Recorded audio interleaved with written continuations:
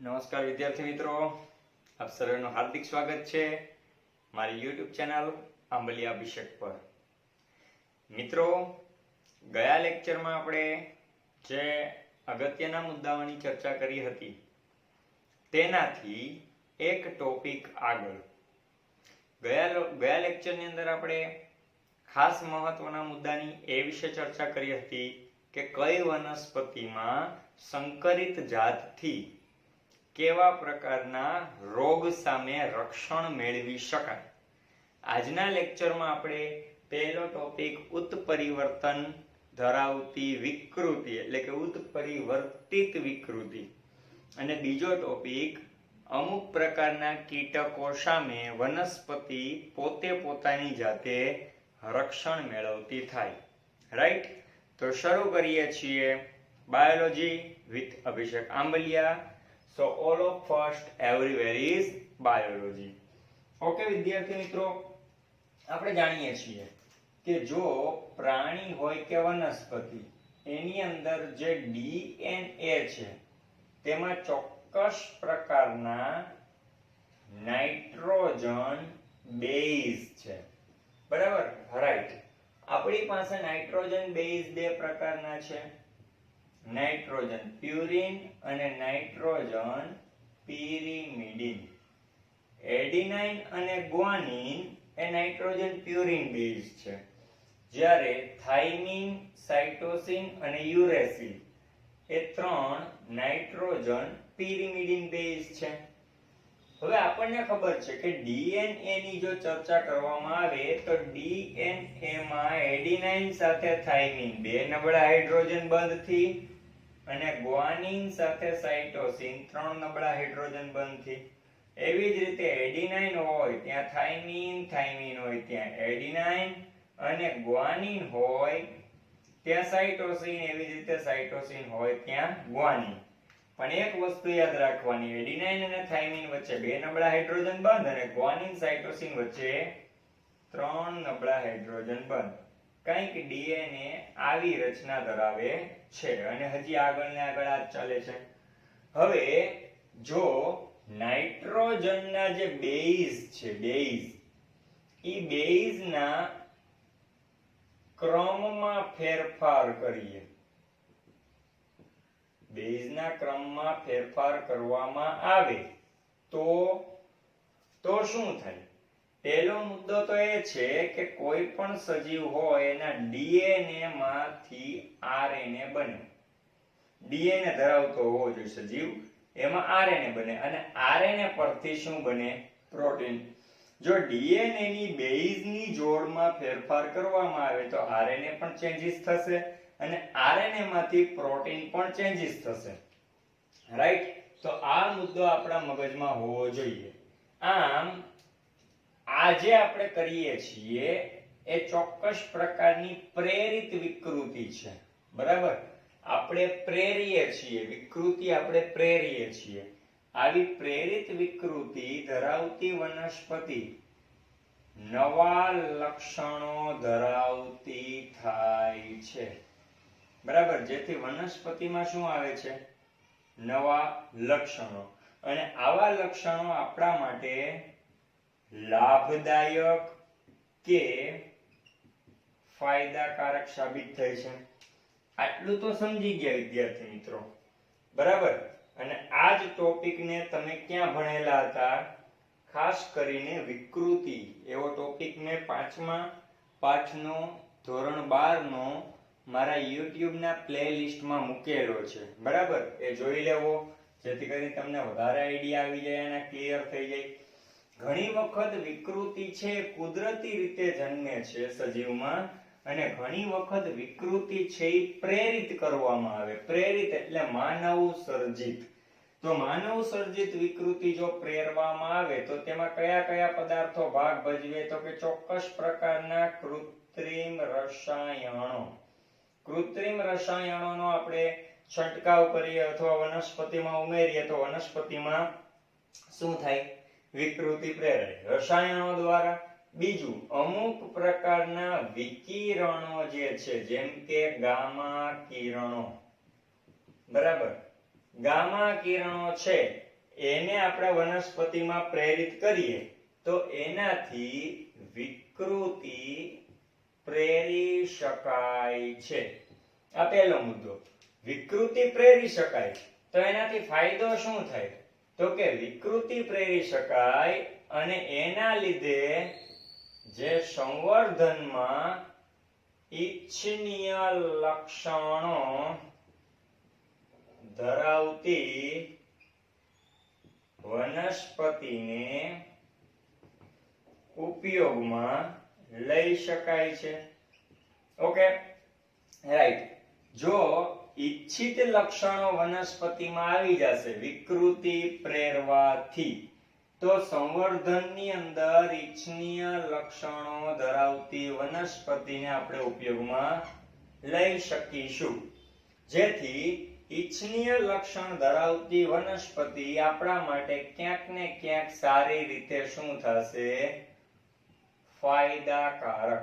કારણ કે આપણે તો ઓલરેડી એક જ વસ્તુ જોવાની છે, વધતી જતી માંગને, ખોરાકની જે વધતી જતી માંગ છે અને વધતી જતી વસ્તી છે એ પ્રમાણે ખોરાક પ્રોવાઈડ કરાવવો જોઈએ. એ પણ ક્વોલિટી સાથે અને ક્વોન્ટિટી સાથે. બરાબર? ગુણવત્તાયુક્ત અને જથ્થાયુક્ત બંને રીતે સાથે આપણી સમક્ષ જોવો જોઈએ. આમ આ રીતે આ પ્રક્રિયાને જો કૃત્રિમ રસાયણ કે વિકિરણો દ્વારા વિકૃતિ પ્રેરવામાં આવે, જે વનસ્પતિમાં કુદરતી રીતે નહીં પણ માનવ સર્જિત થાય, તો આ પ્રક્રિયાને આપણે કયા નામથી કહીએ છીએ? ઉત્પરિવર્તન અથવા તો ઉત્પરિવર્તિત વિકૃતિ કહે છે. બરાબર? મોસ્ટમાં મોસ્ટ આઈએમપી એક્ઝામ્પલ તમારે આ યાદ રાખવાનું છે. ઉત્પરિવર્તિત વિકૃતિ પ્રેરી. અને શું આપણી સમક્ષ કોઈ એવી વનસ્પતિ બની છે જે આપણા માટે ફાયદાકારક થઈ હોય? યસ, ઉત્પરિવર્તિત મગ બન્યા છે. મગની અંદર ઉત્પરિવર્તિત મગ તૈયાર થયા છે. એ મગમાં યલો મોઝેઇક વાયરસ અને સાથે સાથે પાવડરી મિલ્ડ્યુ સામે પ્રતિકારકતા પ્રેરી શકાય છે.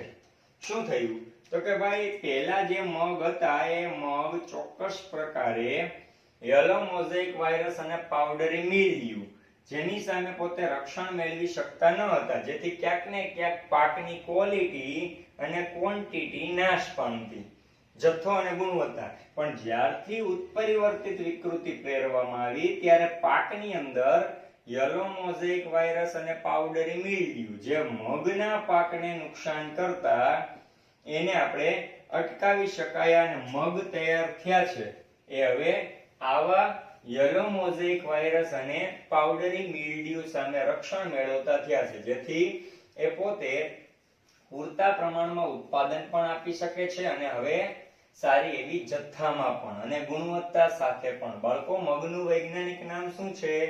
ફેસિઓલસ મુંગો. શું નામ છે? ફેસિઓલસ મુંગો. મગનું વૈજ્ઞાનિક નામ જોઈએ તો એનું વૈજ્ઞાનિક નામ છે ફેસિઓલસ મુંગો. બરાબર? વાનસ્પતિક નામ વિજ્ઞા મુંગો. ગુંગો ગુંગો કરતા નહીં ભાઈ. રેડી? હવે જે મુદ્દો બોલવામાં આવે છે એને ખાસ એટલે ખાસ યાદ રાખવાનો છે. રાઈટ? ઓકે. આપણી આસપાસ અમુક વન્ય જાતની વનસ્પતિ એવી હોય કે જેમાં અમુક વન્ય જાતની વનસ્પતિ કે જેમાં રોગ પ્રતિરોધકતા ખૂબ જ વધારે જોવા મળતી હોય, પરંતુ તેમની અંદર તેમની જે ઉત્પાદન ક્ષમતા છે એ ઓછી હોય છે, બરાબર. અમુક વન્ય જાત એવી હોય જેમાં વનસ્પતિની અંદર રોગ પ્રતિરોધકતા એટલે કે રોગ સામે લડવાની ક્ષમતા ખૂબ વધારે હોય, પરંતુ એમની અંદર જે પ્રોડક્ટિવિટી છે, કેપેસિટી ઓફ પ્રોડક્શન, એ કેવું હોય છે? બહુ એટલે બહુ ઓછું. આથી જો ઊંચા ઉત્પાદન ધરાવતી, કેવું? ઊંચું ઉત્પાદન ધરાવતી કૃષિજન્ય વનસ્પતિને, જેનો આપણે વારંવાર ઉપયોગ કરીએ છીએ ખેતરની અંદર, વાવેતરમાં, કૃષિજન્ય વનસ્પતિને જો વનસ્પતિની જાતમાંથી, જંગલી જાતમાંથી ઉચ્ચ ઉત્પાદકતા વાળી જાતમાં પ્રવેશ કરાવવાથી સિદ્ધ થાય છે. શું સિદ્ધ થાય છે? જોજો, એક વનસ્પતિ એવી છે જે વન્ય જાત છે, તેની ઉત્પાદકતા બહુ કેવી છે? ઓછી, પણ રોગ પ્રતિકારકતા કેવી છે? વધુ. અને એક વનસ્પતિ એવી છે જે કૃષિ જાત છે, જેની ઉત્પાદકતા છે એ વધુ છે, પણ રોગ પ્રતિકારકતા કેવી છે? ઓછી. બંનેને જો સાથે મેળવવામાં આવે તો જે વનસ્પતિ તૈયાર થશે એ વનસ્પતિ એવી તૈયાર થશે જેમાં ઉચ્ચ ઉત્પાદકતા પણ હોય અને ઉચ્ચ રોગ પ્રતિકારકતા પણ જોવા મળતી હોય. રાઈટ? તો આ વસ્તુને આપણે ધ્યાનમાં રાખશું. આ બીજું કઈ નથી, વનસ્પતિ સંવર્ધન જેવું જ થયું અહીંયા, બરાબર, કે બે વનસ્પતિના લક્ષણોને એકઠા કરવા. પણ કેવી રીતે? વનસ્પતિમાં હોય નહીં છતાંય વિકૃતિ પ્રેરીને, ઘણી વખત વિકૃતિ ફાયદાકારક થતી હોય, ઘણી વખત વિકૃતિ એ નુકસાનકારક થતી હોય છે. કોઈ પણ વિકૃતિ હંમેશા માટે ડીએનએ બેઝની જોડમાં ફેરફાર થાય તો અને માત્ર તો જ આવે છે, એની ખાસ નોંધ કરવી, બરાબર. આવું એક એક્ઝામ્પલ આપણી પાસે છે. ભીંડામાં યલો મોઝેઇક વાયરસ એટલે કે યલો મોઝેઇક વાયરસ સામે પ્રતિરોધકતા મેળવવા માટે જંગલી જાતોમાંથી શું કરવામાં આવ્યું? પરિવર્તન પ્રેરવામાં આવ્યું. જે ભીંડાની જાત હતી એ ભીંડાની જાતમાં જંગલી જાત જે હતી, ભીંડાની જંગલી જાત, તેમાં ખાસ કરીને રોગ સામે લડવાની ક્ષમતા હતી. કયા રોગ? તો કે યલો મોઝેઇક વાયરસ. પણ એનું ઉત્પાદન છે બાળકો એ ઓછું હતું.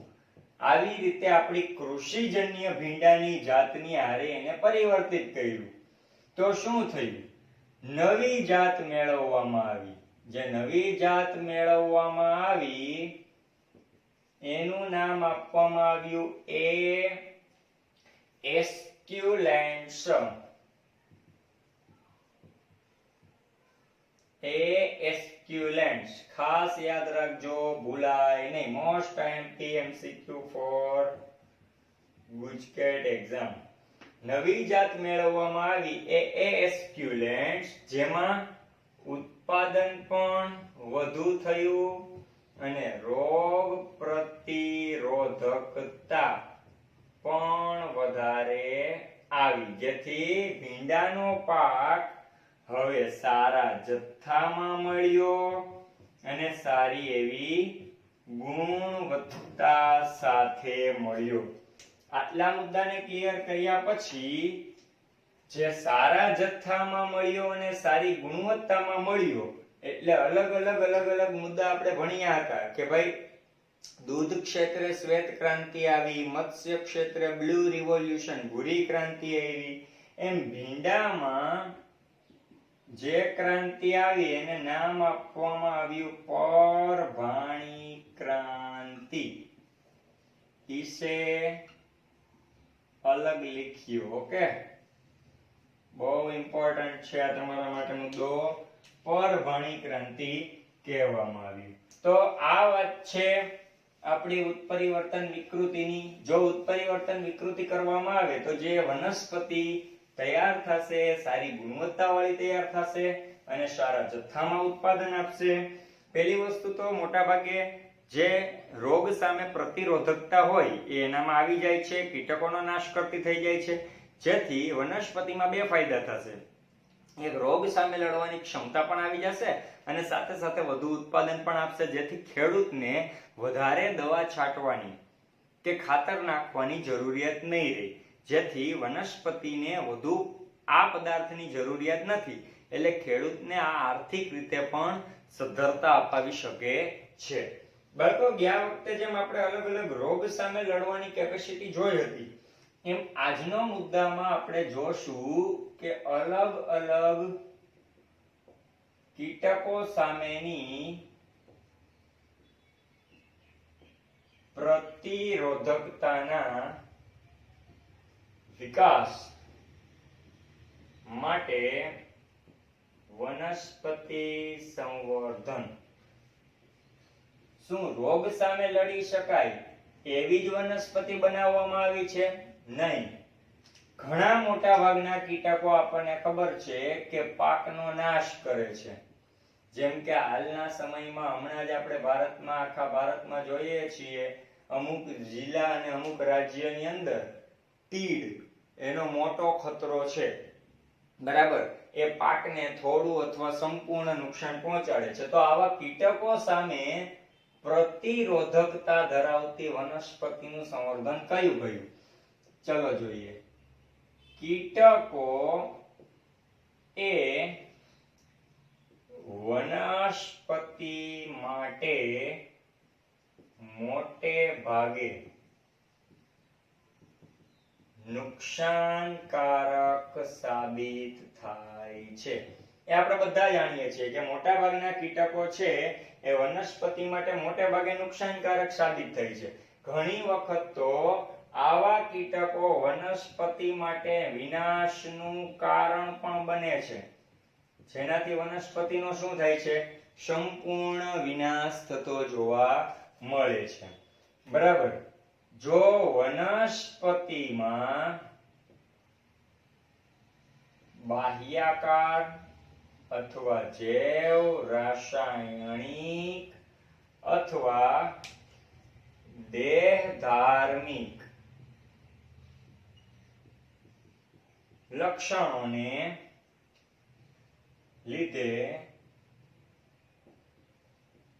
પ્રતિરોધકતા એ યજમાન વનસ્પતિમાં જરૂરી છે. આ મુદ્દાને ખાસ સમજો બાળકો. જ્યારે કોઈ કીટક વનસ્પતિને નુકસાન પહોંચાડવાનું કાર્ય કરે ત્યારે વનસ્પતિમાં જો બાહ્યકાર રીતે, એટલે કે વનસ્પતિ બહારથી પોતે પોતાના મૂળ પ્રકાંડ, પર્ણ કે પુષ્પ દ્વારા વનસ્પતિનો કીટકોનો પ્રતિકાર કરી શકે, કીટકોને અટકાવી શકે, અથવા વનસ્પતિની અંદર એવું કંઈક રાસાયણિક તત્વ હોય જેના લીધે વનસ્પતિ એનાથી કીટકોને દૂર રાખી શકે. બરાબર, અને દેહધાર્મિક લક્ષણ એટલે કે વનસ્પતિના આંતરિક લક્ષણો જો એવા હોય કોઈ પણ રીતે, બાહ્યકાર, જૈવ રાસાયણિક અથવા તો દેહધાર્મિક, એના લીધે પ્રતિરોધકતા યજમાન વનસ્પતિમાં વધશે. તો એના માટે શું કરવું જોઈએ? તો કે આપણને ખ્યાલ છે, મોસ્ટ આઈએમપી ટોપિક, આને ખાસ રિમેમ્બર એટલે કે યાદ રાખવા જરૂરી છે. જોઈએ, કેટલીક વનસ્પતિ છે તેમાં પર્ણ કેવા તૈયાર થઈ જાય છે? રોમમય પર્ણ તૈયાર થાય છે. કેવા? રોમમય પર્ણ.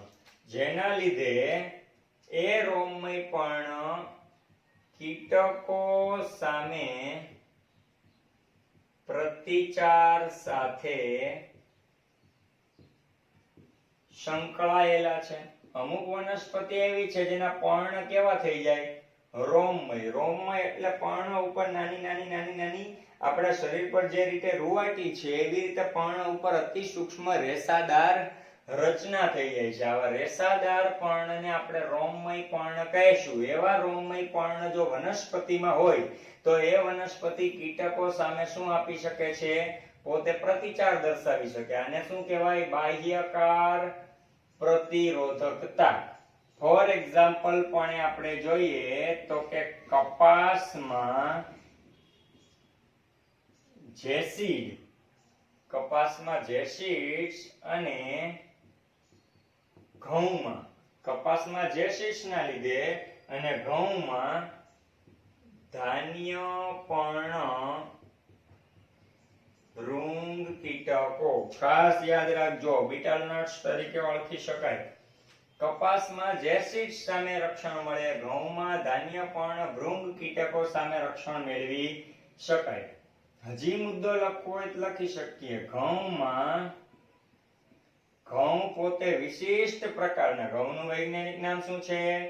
ટ્રિટિકમ એસ્ટિવમ. ઘઉંમાં વિશિષ્ટ પ્રકારના પ્રકાંડને લીધે સ્ટેમ સોફ્લાય, કીટકનું નામ છે સ્ટેમ સોફ્લાય, તેમની નજીક આવતી નથી.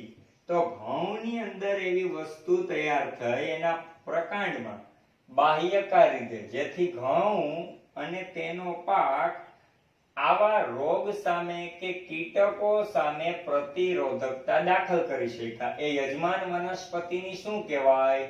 તો કે પ્રતિરોધકતા. બાળકો, આવા જ અન્ય લક્ષણો આપણી સમક્ષ ઘણા બધા છે. બરાબર?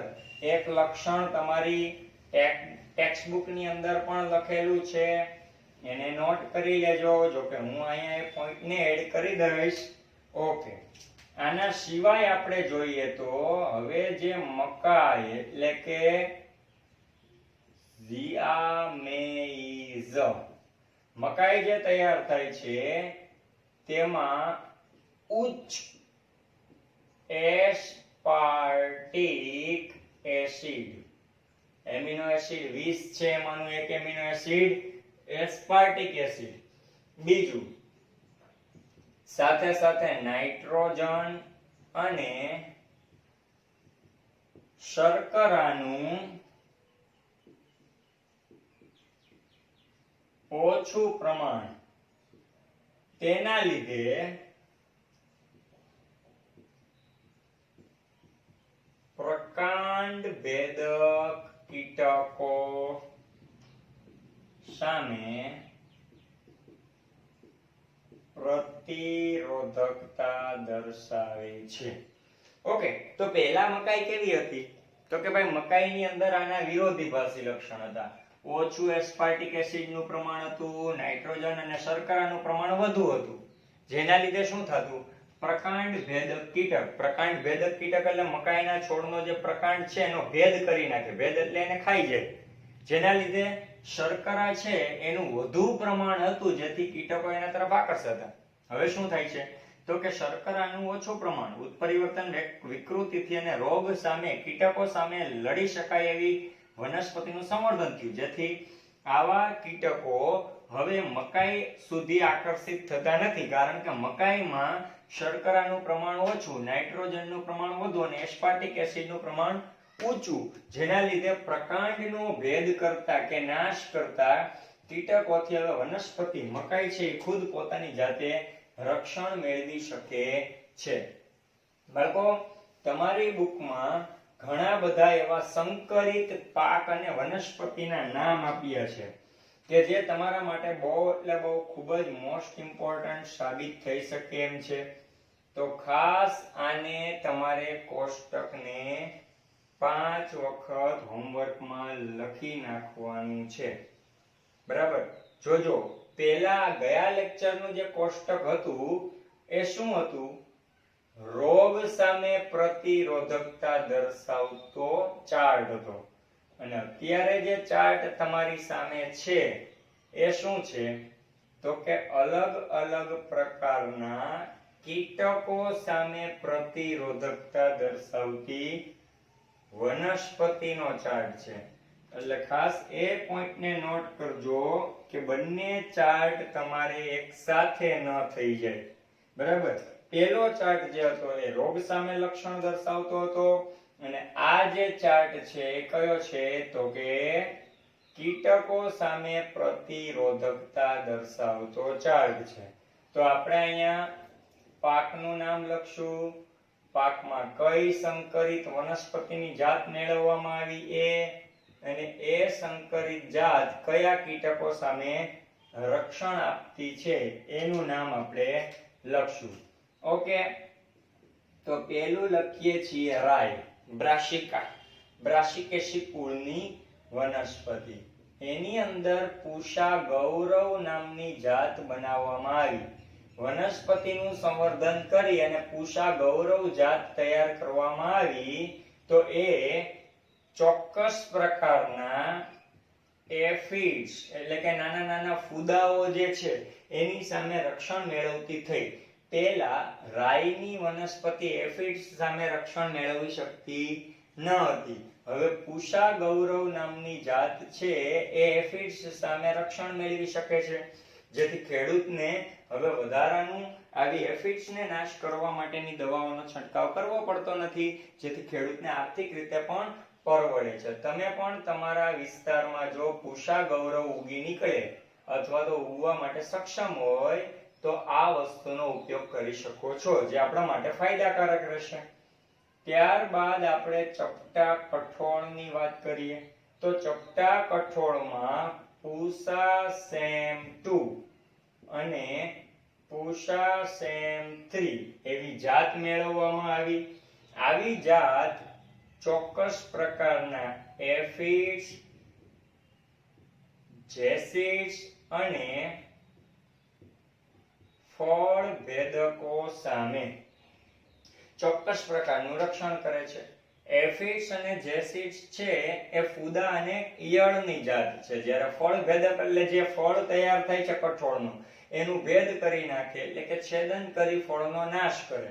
પણ જ્યારથી પૂષા સેમ 2 અને પૂષા સેમ 3 તૈયાર કરવામાં આવી છે ત્યારથી આવા કીટકો સામે એને રક્ષણ મળ્યું છે. ત્યારબાદ આપણે ભીંડાની વાત કરીએ તો ભીંડાની અંદર એ એસ્ક્યુલેન્ટ્સ જાત તો છે જ, બરાબર છે, જેના લીધે પરભાણી ક્રાંતિ અસ્તિત્વમાં આવી. પણ સાથે સાથે આપની બુકની અંદર બે નામ આપ્યા છે, પૂષા સવાની અને પૂષા A4. પૂષા સવાની અને પૂષા A4 જે કોની સામે રક્ષણ મેળવતા થયા છે તો ખાસ યાદ રાખજો એ પ્રકાંડ ભેદક અને ફળ ભેદકની સામે રક્ષણ મેળવતા થયા છે. તો આ તમારા માટે મોસ્ટમાં મોસ્ટ આઈએમપી ચાર્ટ છે, બરાબર, જેને ભૂલવું નહીં.